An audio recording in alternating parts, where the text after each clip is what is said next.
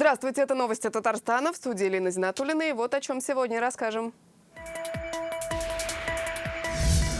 В деревне Ядыгай Кукмарского района за пару часов выпала практически месячная норма осадков.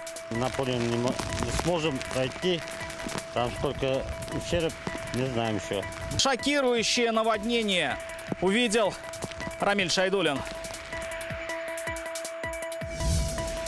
Курс на импортозамещение.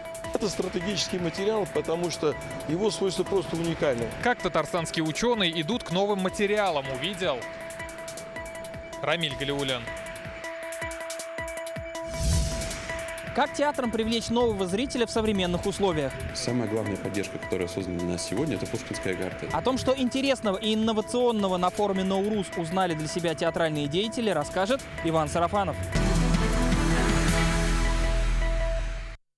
Мощные ливни, обещанные синоптиками, пришли в Татарстан. В результате в Кукмарском районе улицы превратились в бурлящие потоки. Под водой остались сады и огороды, проезжие части пастбища. Сегодня под влиянием циклона находится вся республика. Второй день ливни не прекращаются на юго-востоке и в Закамье. Непогода вырывает деревья с корнем. В Казани, Бугульме, Лаишевском, Высокогорском, Спасском районах в результате падения повреждены 6 автомобилей и линия электропередач. Так, в селе Семиозерка Высокогорского района пострадала женщина. Она находилась на переднем сидении автомобиля, на который упало дерево. Ее доставили в БСМП. И сегодня синоптики дают очередное штормовое предупреждение. Грозы, сильные ливни, местами град, шквалистый ветер. Рамиль Шайдуллин побывал в Кукмарском районе, где только начали подсчитывать убытки. Что у вас пострадало? Сами видите, смотрите. Для Галимуллиных вчерашний день разделил надежду на урожай на до и после. Буквально за 15 минут сильный ливень смыл весь огород. Не будет теперь ни картофеля, ни огурцов и томатов. Вода проникла даже в теплицы. Когда дождь начался, топить грядки, баню. Такого потопа семья не припомнит с 1977 года, но на всякий случай ежегодно страховала свой участок. Поэтому часть потерь возместят, надеются Галимуллины. Страховая компания, большое спасибо. Минутами это приехали, все смотрели, все сделали как получилось. В хозяйстве «Восход» потери куда больше. Ливень уничтожил несколько сотен гектаров кукурузы. Ее посадили меньше 3 недель назад. Культура только начала приживаться. Теперь аграрии даже не могут проверить, насколько велик ущерб. В поле просто не заехать. На поле не сможем пройти, там сколько ущерб, не знаем еще. Видео о том, как Кукмарское село за несколько минут превратилось в татарстанскую Венецию, накануне облетело соцсети. На кадрах видно, как огромная волна накрывает улицы, смывая все на своем пути. Из-за сильного дождя вода не уместилась в трубы региональной дороги, и из-за этого вода пошла по огородам. Решили добавить дополнительную трубу. К слову, дождь здесь идет и сегодня. Вода продолжает заливать поля, проникать в хозяйство, поэтому подсчитывать окончательный ущерб, наверное, еще рано. Республика находится под влиянием циклона, который пришел из Каспийского моря. Именно он, уверены синоптики, причина таких ливней. С конца прошлой недели он властвовал на севере республики, в ближайшие дни переместится на юг. МЧС рекомендует пока отказаться от поездок на дальние расстояния. Рамиль Шайдуллин, Игорь Романов, ТНВ, Кукмарский район.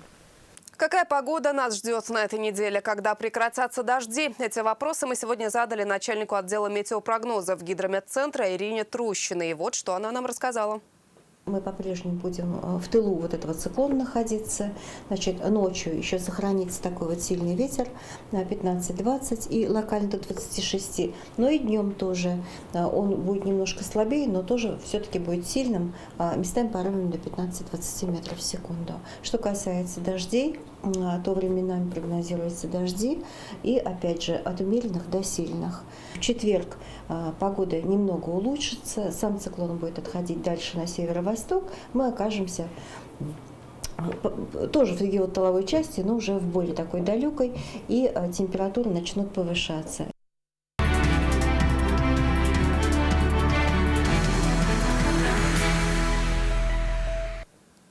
К другим другим новостям в Казань вернулись росгвардейцы. Они участвовали в специальной операции на Украине. Встречать колонну на трассу М7 вышли юнармейцы, форпостовцы, хор ветеранов «Волжанка», представители военкомата и администрации Верхнеуслонского района.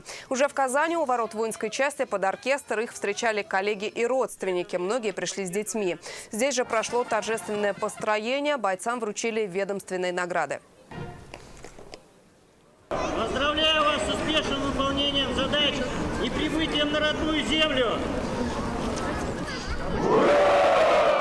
Ура! Ура! Ура! Вольно!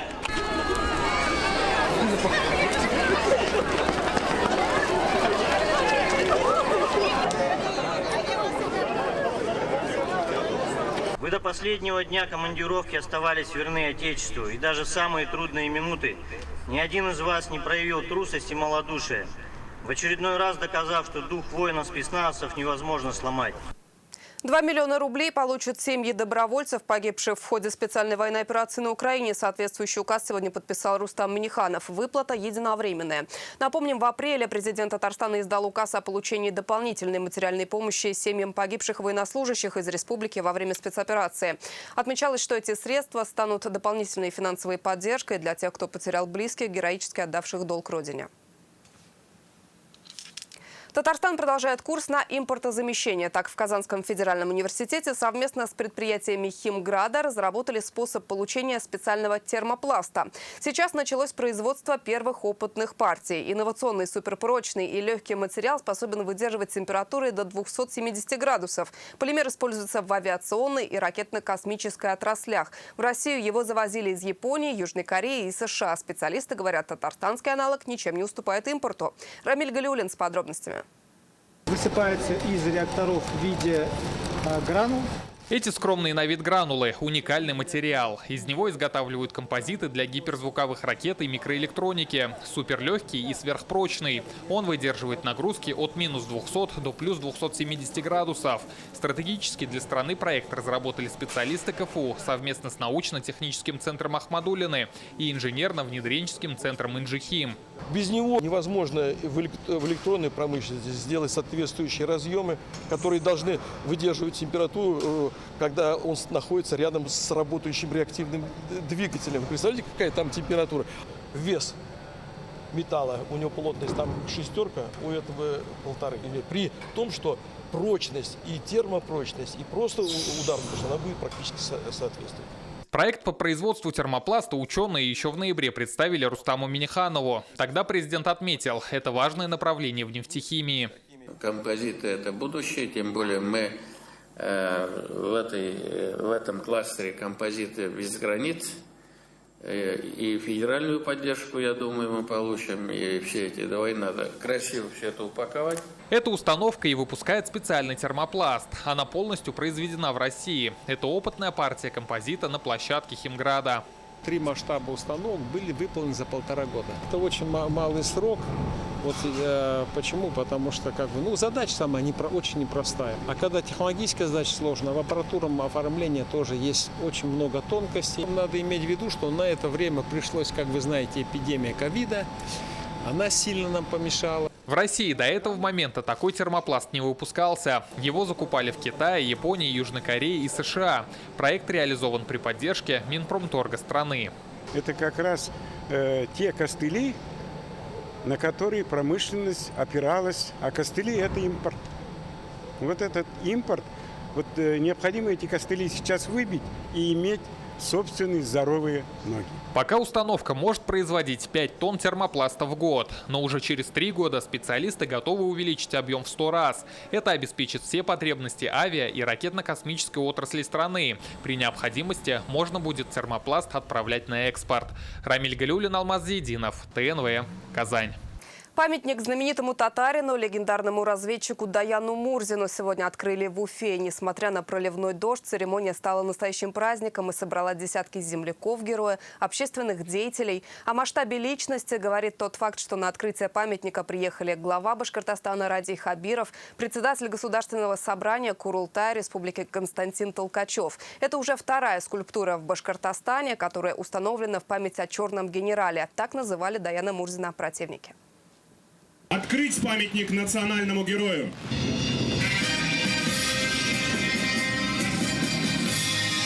Памятник герою появился в сквере возле татарского театра «Нур». И дождь не помешал собраться на открытии родственникам и землякам Даяна Мурзина, руководству республики и всем, кто помнит подвиги знаменитого татарина. Он ушел из жизни 10 лет назад. Помимо того, что это был великий воин, настоящий разведчик, замечательный руководитель правоохранительных органов, это еще был очень интересный светлый человек. Он до конца жизни был одним из самых оптимистичных ветеранов Великой Отечественной войны. С ним всегда было интересно разговаривать, всегда было настолько тепло и светло. Я вот смотрю на памятник и думаю, ну вот все-таки мы этот памятник должны были гораздо раньше поставить. Татарин Даян Мурзин родился в Уфимской губернии. На фронт ушел в 20 лет. Командир взвода 10-й стрелковой дивизии позже возглавит роту разведки, организует партизанский отряд. Гитлер называл его личным врагом. За бесстрашие его прозвали «черным генералом». В декабре бюст разведчика открыли в селе Кушнаренково, где он учился. А сегодня новый памятник установлен по инициативе прокуратуры. Даян Мурзин после войны работал в прокуратуре и был заместителем главы МВД Башкортостана. Заслуживает высокого уважения вот эта инициатива, вот эта работа, которая проделана вами с созданием и увековечением памяти нашего коллеги, героя Великой Отечественной войны. Дедушка заслужил всей своей жизнью, он был патриот, служил своей стране, много помогал людям, защищал их права после войны в органах прокуратуры, адвокатуры, был наставником молодых. Для нас, конечно, это большая радость, мы тоже будем гулять в этом прекрасном сквере, вспоминать нашего дедушку. До 2000-х имя Даяна Мурзина было засекречено, а сегодня о нем издают книги и снимают фильмы. Он ведь такой человек, всегда больше рассказывал о подвигах своих соратников, чем о себе. Работать над сценарием было непросто, ведь нужны были детали его жизни, а он был очень скромным. Ученые считают, жизнь и подвиги Даяна Мурзина все еще раскрыты не до конца. Общественные деятели выступают с инициативой посмертно присвоить ему звание Героя России. Лина Изнатульна, Рузели Мамов, ТНВ, Башкортостан. С этого года за неполную уплату алиментов можно получить не только административное, но и уголовное наказание, вплоть до лишения свободы. Раньше так наказывали только злостных неплательщиков, тех, кто вообще не выплачивает денег на детей. Таких в Татарстане более 4000. Сегодня в Доме правительства главный судебный пристав Анвар Закиров подвел итоги акции. Так исполнительными органами было взыскано больше 16 миллионов рублей. Какие меры взыскания самые эффективные? Этот и другие вопросы мы задали главному судебному приставу Татарстана. Каковы первые результаты акции «Судебные приставы детям»? В эти 10 дней мы взыскали в 2 раза больше средних размеров взыскания алиментов, порядка 16 миллионов рублей. Мы привлекли значительное количество должников к административной ответственности, порядка 70 должников. Возбудили 36 уголовных дел, ну и отрабатывали должников путем наложения арестов, вынесения постановления об удержании из заработка, о наложении ареста на денежные средства на счетах в банке и так далее. За эти 10 дней, благодаря принятым мерам, было окончено порядка 500 исполнительных производств, из них 321 исполнительное производство были окончены направлением по месту работы должников. То есть мы установили их источники доходов. Какой самый крупный размер долга вам удалось вернуть за этот период? У нас завершился полугодовой розыск должника, который также не выплачивал задолженность по алиментам, накопил порядка 1 миллиона рублей, проживал здесь же в Татарстане, скрывался. Приставы исполнителя его обнаружили в рамках проведения розыскных мероприятий, приняли меры к его административному задержанию, составили в отношении него протокол о привлечении к административной ответственности. Судом принято решение о назначении наказания в порядка 50 часов обязательных работ. В настоящее время должник приступил к отбыванию этого наказания. 13% неплательщиков алиментов – женщины. Какую ответственность несут они? Работа по принудительному взысканию алиментов, она ровно такая же, как по отношению к мужчинам, так и по отношению к женщинам. Да, действительно, порядка 13% у нас должников по алиментам женщины. к сожалению. В большей части случаев это уже женщины, лишенные родительских прав. Ну и тем не менее мы принимаем меры по взысканию задолженности, по алиментам с них тоже. Самые эффективные методы воздействия на должника и взыскания задолженности – это и арест имущества, и ограничение специального права, и ограничение выезда за пределы Российской Федерации. Есть ли меры поддержки социально незащищенных категорий граждан по выплатам алиментов? В этом году был принят закон о сохранении минимального прожиточного минимума для должников, которые попали в сложную жизненную ситуацию. Да? И, соответственно, любой из наших должников может обратиться к судебному приставу-исполнителю с заявлением соответствующим о сохранении, значит, минимального прожиточного минимума этого должника. Приставом-исполнителем рассматривается это заявление, принимаются меры по удовлетворению этого заявления, и в банк направляется соответствующее постановление. А банк, получив это постановление, будет принимать меры по его исполнению и сохранять минимальный прожиточный минимум. В Татарстане планируют ввести тихий час. Поправки в закон о соблюдении покоя граждан сегодня рассматривал Комитет по законности и правопорядку Госсовета Республики. Депутаты планируют закрепить такое понятие, как тихий час, с соблюдением режима тишины с часу дня и до 15:00. Как оказалось, депутатам поступает много обращений от жителей, жалующихся на своих соседей с ремонтом в эти часы. Жалобы проанализировали и приняли решение отрегулировать вопрос на законодательном уровне. Такие нормы уже установлены в ряде регионов страны. Трубы молокозавода спущены прямо в реку. Жители СНТ Каменка пожаловались на слив отходов. Какой вред нанесен экологии, читайте в интернет-газете «Реальное время». Рустам Минниханов сегодня встретился с победителями конкурса управленцев «Лидеры России» от Татарстана. В суперфинал от нашей республики вышли 7 участников, победили 3. Они войдут в кадровый резерв республики. Здесь же президент пообщался с новым составом кадрового резерва. Рустам Минниханов сообщил, в республике уделяется большое внимание подготовке управленческих кадров. Он отметил серьезную роль наставников. На конкурс в этом году заявились 242 человека. В итоге в список попали 26 из них. Участники из разных сфер: промпроизводства, органы власти, общественные, образовательные организации. Все резервисты пройдут стажировку на предприятиях и в органах госвласти. Они рассматриваются в качестве кандидатов на руководящие должности в министерства, муниципалитеты или подведомственные организации. И сегодня Рустам Минниханов в Доме правительства встретился с председателем Центрального духовного управления мусульман, верховным муфтием России Талгатом Таджудином. Обсуждали вопросы сохранения традиционных ценностей и духовного наследия, возрождения культовых объектов и укрепления межконфессионального диалога. Сегодня в Казани представили книгу под названием «Татарские ученые». Уникальная особенность издания – она не только о выдающихся ученых прошлого, таких как Галимжан Баруди и Шагабуддин Марджани, но и о наших современниках. Среди них, например, создатели отечественной вакцины от ковид «Эпивак Корона» Ринат Максутов и прививки «Ковивак» Айдар Ишмухаметов. Всего биографии 121 выдающегося ученого. Татарстанские краеведы издали ее при поддержке Российской академии естественных наук. Книга приурочена к столетию ТССР и 1100-летию официального принятия ислама в Волжской Булгарии. Мы решили показать наших достойных представителей сферы науки. Но затем увеличилось количество татарской интеллигенции в XIX веке, после указа Екатерины. Ну а советская власть — это просто был период возрождения, период подъема. По актуальным вопросам, связанным военно-технического потенциала страны, здравоохранения и других проектов в России, ученые, в том числе татары, вносят большой вклад. Притом они занимают лидирующее место, хотя об этом мало говорят. В Казани продолжается международный театрально-образовательный форум «Наурус». Сегодня на одной из 11 площадок эксперты обсуждали поддержку театров и новые возможности. Как подобрать репертуар, чтобы был интересен зрителю и приносил доход? Какому театру сегодня жить хорошо? И как найти ключ к сердцу публики? Мнение руководителей театров из Перми, Уфы, Караганды услышал Иван Сарафанов. Все театры разные, у нас есть свои у всех нюансы. Студенческая аудитория сегодня превратилась в театральную лабораторию. Здесь ищут ответы на вопросы, как привлечь зрителя, какие спектакли соберут аншлаг, а значит, будут новые возможности для роста. У каждого театра свои модели развития.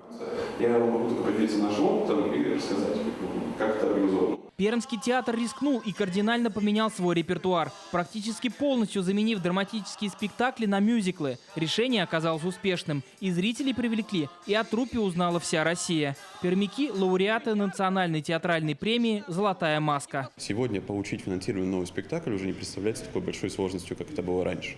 Во-первых, у нас есть та поддержка, которая сегодня нам оказывается. Во-вторых, появился фонд президентских грантов, появился фонд культурных инициатив, и с этим необходимо просто активно работать. Оповещать зрителей о премьерах, проводить акции, разыгрывать билеты – все это важно и все это нужно, говорят эксперты в современных условиях. Главное – быть открытым для публики. Введение пушкинской карты – это не только помощь театрам в привлечении нового молодого зрителя. Сегодня каждый театр в состоянии выпустить небольшие проекты под школьников и создать некий пул спектаклей, который будет возить по регионам. Рассылки какие-то есть, базы данных. На сегодняшний день для театров самая ценная вещь – это базы данных. Это электронные, телефонные базы своих зрителей.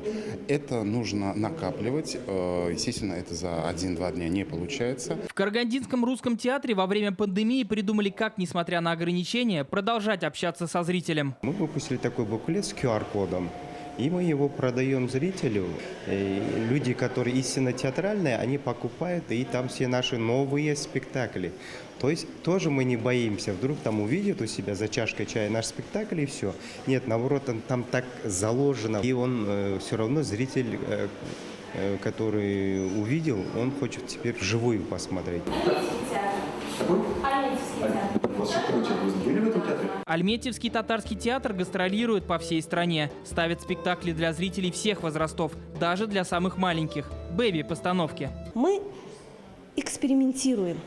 Мы стараемся приглашать режиссеров не только с Татарстана. И это тоже, в свою очередь, такое подспорье, скажем так, и очень полезно для наших актеров. В течение недели в стенах КФУ театральные деятели будут обмениваться опытом и изучать новые направления развития искусства. Все это для того, чтобы привлечь зрителя в театр и удивить его своими необычными премьерами. Иван Сарафанов, Данил Филатов, ТНВ, Казань. В Бугульме обнаружили редкий вид европейских болотных черепах. На камеру их запечатлел местный фотограф Александр Богачев. Республика входит в ареал обитания этих черепах, однако их не наблюдали у нас уже несколько лет. В последний раз была замечена в Нижнекамском районе 3 года назад. Из-за того, что черепаха не выявлялась на территории Татарстана в течение долгого времени, вид был исключен из 3-го издания Красной книги республики. Видимо, теперь его придется возвращать. Детская игровая площадка сетевой компании открылась в городе профессии KidSpace. Здесь дети смогут узнать основы безопасного обращения с электричеством, познакомиться с профессиями электромонтера и диспетчера. Чем еще полезна и интересна игровая площадка, сейчас расскажем. Торжественные моменты и игровая станция сетевой компании в детском городе KidSpace принимает первых ребят. Здесь дети от 4 до 14 лет узнают основы безопасного обращения с электричеством и погрузятся в мир энергетики. На этой станции представлены базовые элементы процесса передачи электрической энергии, процесса диспетчеризации, инновационных решений, которые есть в сетевой компании. Это работа под напряжением, умные сети. Здесь мы постарались на понятном для детей языке рассказать об этом замечательном процессе. Показываем, что все-таки это и опасно, это и почетно, это и уважительно, и профессия, да, и этот ресурс электричества, что он должен быть использован с пользой и, самое главное, безопасно. На станции детей встречает наставник в форме электромонтера. В спецодежду переодеваются и ребята. Вместе они проводят опыты по получению статического электричества. Узнают, как электроэнергия попадает в наши дома, зачем нужен счетчик и чем занимается инженер-энергетик. Юные электромонтеры и диспетчеры участвуют в смоделированных ситуациях. Например, устраняют неполадки на линии электропередач. Мне понравилось работать в диспетчерской. Это потому что прикольно, не знаю, но ощущаешь себя как в реальной жизни. Открытие новой игровой площадки – лишь одно из мероприятий, которые организует сетевая компания для подрастающего поколения. Большое внимание, например, уделяется летнему отдыху. По инициативе и поддержке нашего генерального директора Ильшата Шариповича Фардеева был создан детский лагерь в Заинске на базе спортивного лагеря «Ялтазай», в котором ежегодно дети наших сотрудников в количестве около 800 человек имеют возможность возможность провести летние каникулы и отдохнуть. А с 2006 года в республике реализуется программа профилактики детского электротравматизма. В рамках акции «Безопасные каникулы» энергетики проводят занятия в школах и детских учреждениях, где рассказывают основы электробезопасности и правила поведения вблизи объектов энергетики. Вероника Гайнудинова, Александр Лобанов, ТНВ, Казань. Если у вас есть истории, присылайте их на наш WhatsApp, его номер 8 987 420 0101. Сообщения принимаем круглосуточно. Ваши новости, присланные фото и видео могут стать репортажами в наших выпусках. Еще больше информации в нашей группе ВКонтакте и Телеграм-канале. Также наши выпуски доступны на платформе Рутюб. Несмотря на дождливую погоду, в казанских парках многолюдно. Люди гуляют, танцуют, наслаждаются летом.